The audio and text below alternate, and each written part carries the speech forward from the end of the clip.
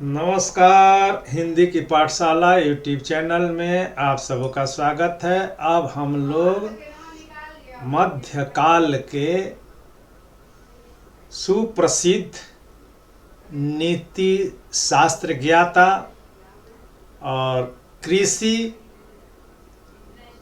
तथा मौसम विज्ञान के विशेषज्ञ महाकवि घाघ द्वारा रचित व्यवहारिक ज्ञान से संबंधित यह कहावत पढ़ेंगे। खेती पाती बीनती और घोड़े की तंग, अपने हाथ संवारिये लाख होए संग,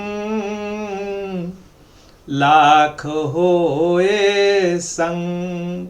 अब इसमें कठिन शब्द अगर हैं तो खेती का मतलब होता है किसानी, खेती बाड़ी, खेती का काम करना, फसल उगाना। और पाती का मतलब होता है पत्र, चिट्ठी। तो और विनती का मतलब होता है अनुनय, विनय, प्रार्थना, निवेदन, आग्रह। और घोड़े की तंग, और माने और घोड़ा की तंग। तंग का मतलब जो घोड़े पर जब सवारी किया जाता है तो उसको जीन यानी कि जिस पर बैठा जाता है, और लगाम जिससे कि घोड़े को नियंत्रित किया जाता है। तो घोड़े की तंग, अपने हाथ सवारिये।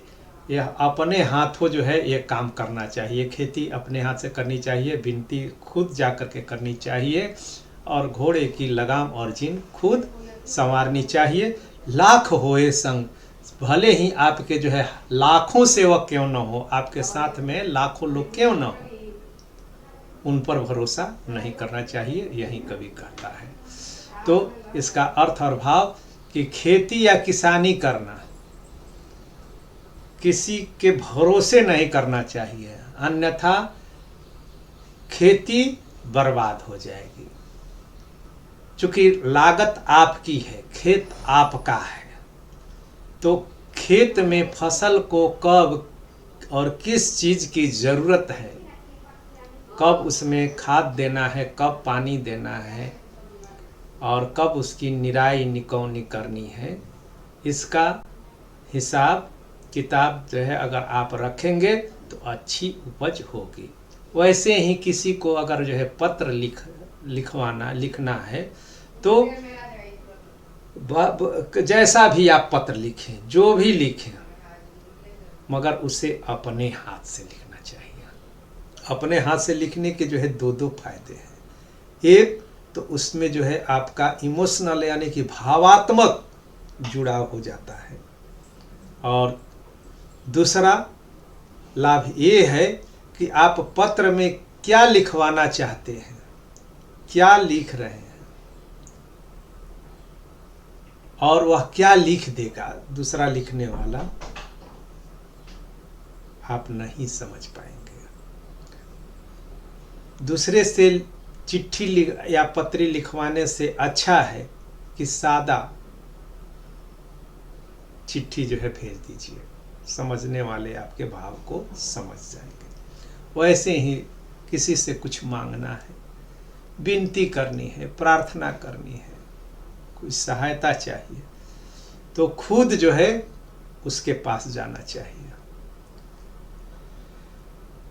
इससे फायदा ये होगा कि वह आपके प्रति विनम्र हो जाएगा, यह समझ लेगा कि वास्तव में इन्हें आवश्यकता है, ना करते उससे नहीं बनेगा, वह आपकी सहायता की प्रार्थना को स्वीकार कर लेगा।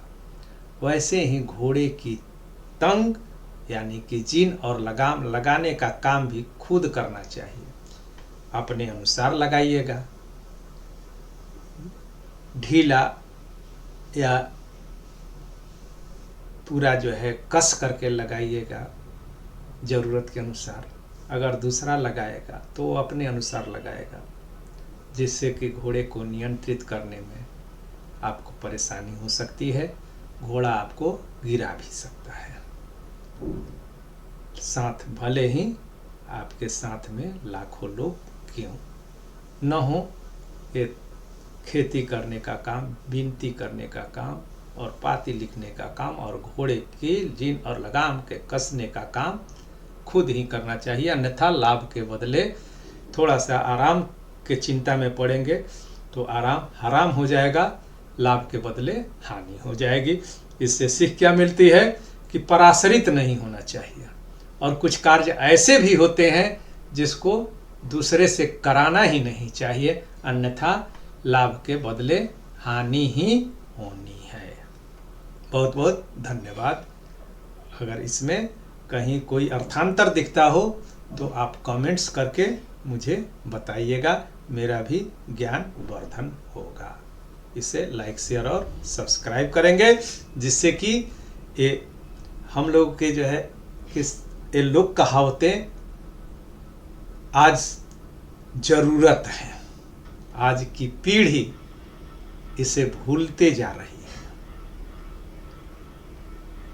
उस पीढ़ी को अपनी संस्कृति से जोड़ने की जिम्मेवारी हम सबकी है। बहुत बहुत